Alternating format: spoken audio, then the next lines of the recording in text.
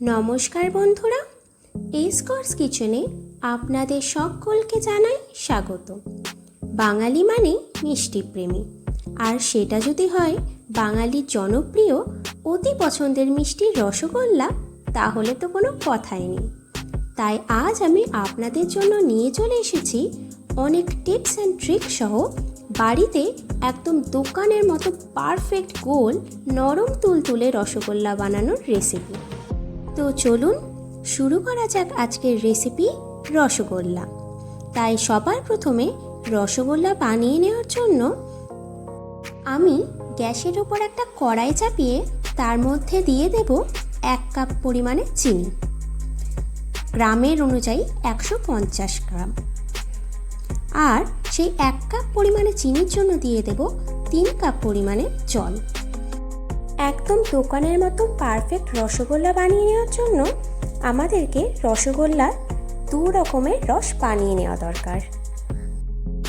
এই রসটাকে আমরা বেশ কিছুক্ষণ হাই ফ্লেমে ফুটিয়ে নেব।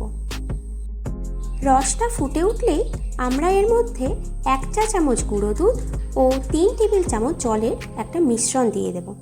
এতে চিনির মধ্যে থাকা যত সব ইমপিউরিটিসগুলো জলের ওপরে ভেসে উঠবে। আর এটাকে আমরা এইভাবে ছাঁকনির সাহায্যে তুলে সেই রস থেকে আলাদা করে নেব, যাতে রসটা একদম পুরো স্বচ্ছ ক্লিয়ার হয়ে যায়। রসটা এরকম স্বচ্ছ হলেই এর মধ্যে দিয়ে দেব 1/4 চা চামচ পরিমাণে এলাচ গুঁড়ো। এই এলাচ গুঁড়ো দিলে রসগোল্লায় রসের ফ্লেভারটা খুবই ভালো আসে। এবার আমরা গ্যাসের ফ্লেমটাকে অফ করে রসটাকে একটা পাত্রে ঢেলে নেব। রসটা যেন একদমই গাঢ় না হয়, একদম পাতলা একটা রস আমরা এখানে বানিয়েছি। এরপর আবার গ্যাসের উপর কড়াইটা চাপিয়ে তার মধ্যে দিয়ে দেব 750 গ্রাম গরুর দুধ। এই দুধটাকে আমি বেশ কিছুক্ষণ হাই ফ্লেমে একটু গরম করে নেব। দুধটা বেশ গরম হয়ে গেছে। এবার আমি এর মধ্যে দিয়ে দেব 1 টেবিল চামচ পরিমাণে ছানা কাটার পাউডার। আপনারা চাইলে লেবুর রস বা ভিনিগারও ব্যবহার করতে পারেন। আপনারা দেখতেই পাচ্ছেন দুধটা থেকে কত সুন্দর ছানা কেটে গেছে। এবার আমি গ্যাসের ফ্লেমটাকে অফ করে একটা ছাঁকনির ওপর সুতির কাপড়ে ছানাটাকে নামিয়ে নেব।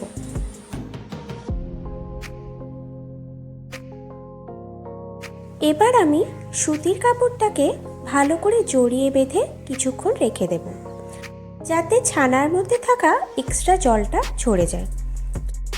কিন্তু একটা কথা মাথায় রাখতে হবে, যাতে ছানার মধ্যে সামান্য পরিমাণ জলীয় ভাব থাকে। এবার আমি একটা প্লেটের মধ্যে আমার জল ঝরানো ছানাটাকে দিয়ে দেব। প্রায় 20 মিনিট লেগেছে আমার এই ছানাটার জল ঝরতে। এবার এই ছানাটাকে আমি খুব ভালো করে হাতের সাহায্যে ভালো করে মেখে নেব। ঠিক এইভাবে হাতের তালু দিয়ে এটাকে আমাদেরকে একটু চেপে চেপে মেখে নিতে হবে, যাতে ছানাটা খুব সফট ও স্মুথ হয়ে যায়। কিন্তু এখানে একটা কথা মাথায় রাখতে হবে, যাতে মাখতে মাখতে ছানার মধ্যে থাকা সমস্ত ঘি যাতে বের না হয়ে যায়। ছানাটা আমার মোটামুটি মাখা হয়ে গেছে। এবার আমি এর মধ্যে দিয়ে দেব 1 চা চামচ পরিমাণে অ্যারারুট পাউডার, 1 চা চামচ ময়দা, 1/2 চা চামচ পরিমাণে চিনি, 1/4 চা চামচ পরিমাণে এলাচ গুঁড়ো ও 1 চা চামচ পরিমাণে গুঁড়ো দুধ। এবার এই সব কিছুকেই আমি ছানার সাথে খুব ভালো করে মেখে নেব।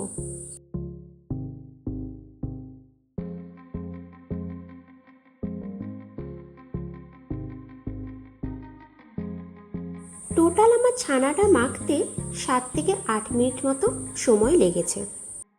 এবার আমি ছানাটাকে একটা ভেজা সুতির কাপড় দিয়ে ঢেকে রেখে দেব, যাতে ছানার মধ্যে থাকা ময়েশ্চারটা বেরিয়ে না যায়।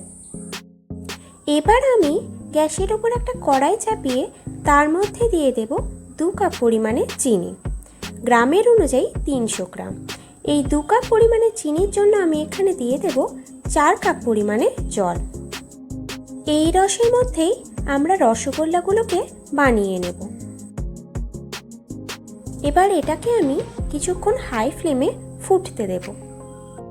যতক্ষণে রসটা ফুটে উঠছে ততক্ষণে আমরা এই ছানাটাকে আবার একটু ভালো করে মেখে নিয়ে এখান থেকে রসগোল্লার বলগুলোকে বানিয়ে নেব। ছানাটা আমার মাখা হয়ে গেছে। এবার আমি এখান থেকে সামান্য একটু অংশ নিয়ে এটাকে হাতের তালুর মধ্যে ভালো করে সুন্দর করে একটা গোল করে নেব, যাতে এর মধ্যে কোনো ফাটল বা ক্র্যাক না থাকে। আপনারা দেখতেই পাচ্ছেন এর মধ্যে কোনো ফাটল বা ক্র্যাক নেই। এইভাবে আমি একটা একটা করে সব রসগোল্লার বল বানিয়ে নেব। যদি দেখেন রসগোল্লার বল বানাতে গিয়ে তার মধ্যে ফাটল ধরে যাচ্ছে, তাহলে বুঝবেন ছানাটা ঠিকমতো মাখা হয়নি। ছানার মধ্যে সামান্য পরিমাণ ময়দা দিয়ে আবার ছানাটাকে কিছুক্ষণ মেখে নেবেন, তাহলে রসগোল্লার বলগুলো একদম পারফেক্ট তৈরি হবে। আমার এখানে সবকটা রসগোল্লার বল তৈরি হয়ে গেছে। ইতিমধ্যে রসগোল্লার রসটা ফুটে উঠেছে। এবার এর মধ্যে দিয়ে দেব গুঁড়ো দুধ ও জলের মিশ্রণটা, যাতে চিনির মধ্যে থাকা সব ময়লা বের হয়ে যায়। রসটা ক্লিয়ার হয়ে গেলেই ঠিক যেই জায়গাতে রসটা সব থেকে বেশি ফুটছে সেখানে বানিয়ে রাখা রসগোল্লার বলগুলোকে আমি এক এক করে দিয়ে দেব। এবার একটা চামচের সাহায্যে আমাদেরকে রসটাকে ভালো করে নাড়াতে থাকতে হবে, যাতে রসগোল্লাগুলো সব দিক থেকে খুব ভালো করে কুক হয়। কিন্তু রসটাকে নাড়ানোর সময় খেয়াল রাখতে হবে যাতে কোনো রকমভাবে রসগোল্লার বলগুলোর ওপর কোনো চাপ না পড়ে, না হলে এগুলো ভেঙে যেতে পারে। এবার আমি রসগোল্লাগুলোকে প্রায় 10 মিনিটের জন্য ঢাকা দিয়ে সেদ্ধ করে নেব। 10 মিনিটের পর এবার আপনারা নিশ্চয়ই দেখতেই পাচ্ছেন রসগোল্লাগুলো আগের থেকে ঠিক কতটা ফুলে বড় হয়ে গেছে। এই রসগোল্লাটা প্রপার সেদ্ধ হয়েছে কিনা এটা বোঝার জন্য আমি একটা জল ভর্তি বাটিতে এটাকে ফেলে দেখে নিলাম। এটা জলের মধ্যে ডুবে গেছে, মানে রসগোল্লাটা আমার একদম প্রপার কুক হয়ে গেছে। এই পুরো প্রসেসেই কিন্তু আমার গ্যাসের ফ্লেমটা একদম হাইতে ছিল। রসগোল্লাগুলো আমার কুক হয়ে গেছে। এবার আমি গ্যাসের ফ্লেমটাকে অফ করে প্রথমে বানিয়ে রাখা রসের মধ্যে এক এক করে রসগোল্লাগুলোকে সব দিয়ে দেব। 4 থেকে 5 ঘন্টা মতো রাখলেই রসগোল্লাগুলো এবার আমাদের খাওয়ার জন্য একদম রেডি। আশা করছি আপনারা দেখতেই পাচ্ছেন রসগোল্লাগুলো ঠিক দোকানের মতো কতটা পারফেক্ট তৈরি হয়েছে। তাহলে আপনারা শিখে ফেললেন কিভাবে দোকানের মতো পারফেক্ট রসগোল্লা বাড়িতে বানাতে হয়। এবার বাড়িতেই রসগোল্লা বানান আর ফ্যামিলির সাথে মজা করে বসে খান।